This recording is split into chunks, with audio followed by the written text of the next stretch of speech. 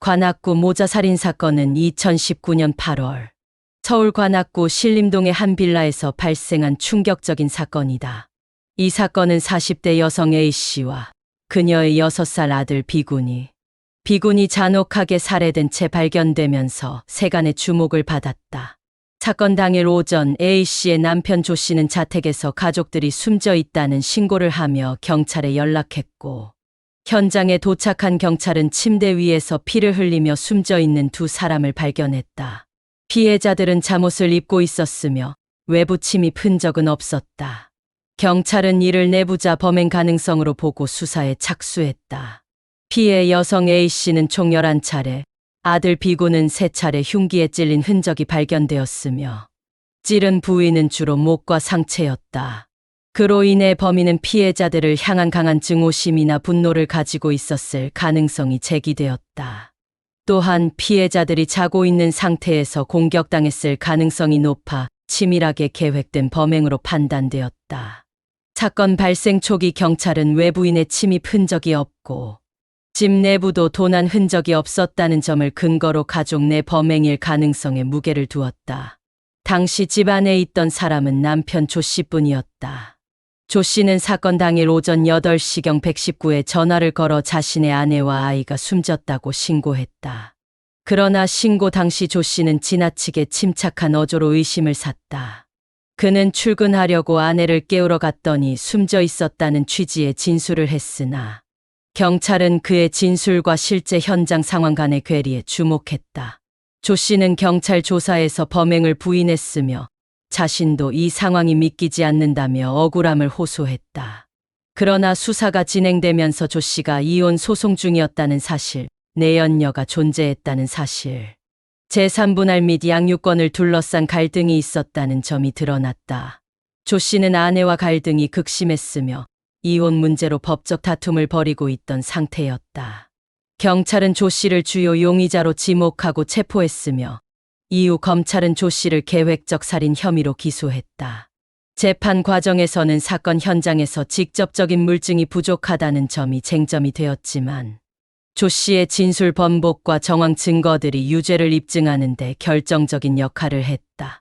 재판부는 피해자의 상처 분포와 공격 방식, 조 씨의 동선, 범행 시점의 알리바이 부재 등을 고려하여 조 씨가 범행을 저질렀다고 판단했다.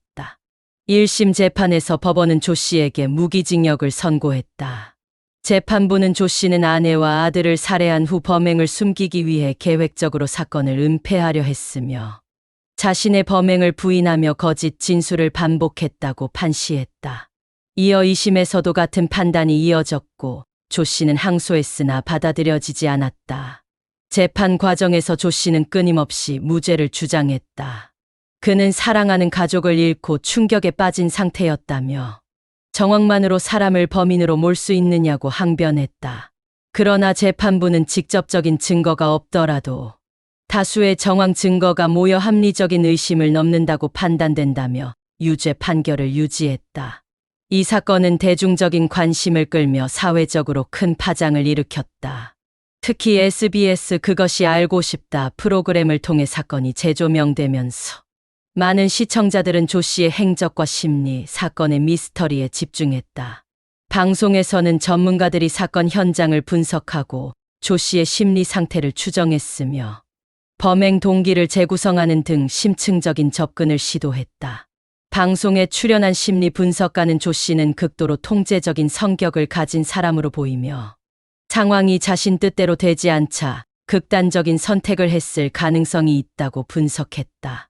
또 다른 전문가는 자신의 내연녀와 새로운 삶을 시작하고 싶었지만 이혼과 양육권 문제로 인해 뜻대로 되지 않자 범행을 결심했을 가능성이 있다고 지적했다. 사건이 발생한 빌라는 이후 주민들 사이에서 흉가라는 소문이 돌 정도로 악명 높아졌으며 인근 주민들은 사건의 충격에서 쉽게 벗어나지 못했다. 또한 이 사건은 가정 내 갈등이 극단적인 범죄로 이어질 수 있다는 점에서 경각심을 불러일으켰고 이후 가정폭력 및 이혼 갈등 사례에 대한 사회적 관심이 증가하는 계기가 되었다. 조 씨는 현재 무기징역을 선고받고 복역 중이며 여전히 자신의 무죄를 주장하고 있는 것으로 알려졌다. 사건의 진실 여부에 대한 논란은 여전히 완전히 가시지 않았고, 일부에서는 정황 증거만으로 유죄 판결을 내린 사법부의 판단에 대해 비판적인 시각도 존재한다. 반면 다수의 전문가들은 조 씨의 행동과 말, 사건 전후의 정황을 종합할 때 유죄 가능성이 매우 높다고 보고 있다. 관악구 모자 살인 사건은 단순한 살인 사건을 넘어서서 인간의 심리와 관계, 법적 판단의 한계를 되돌아보게 하는 상징적인 사건으로 남게 되었다. 정황 증거만으로도 유죄 판결이 가능한지에 대한 법적 논쟁, 가정 내 갈등이 얼마나 심각한 결과로 이어질 수 있는지에 대한 사회적 반성 등 이 사건은 다양한 이슈를 던지고 있다. 더불어 이 사건은 향후 수사기관이 사건을 다루는 방식, 언론이 사건을 보도하는 태도, 그리고 대중이 사건을 받아들이는 관점에까지 영향을 미쳤으며 법조계와 학계에서도 하나의 사례로서 회자되고 있다. 내용이 유익하셨다면 구독과 좋아요, 알림 설정 부탁드립니다.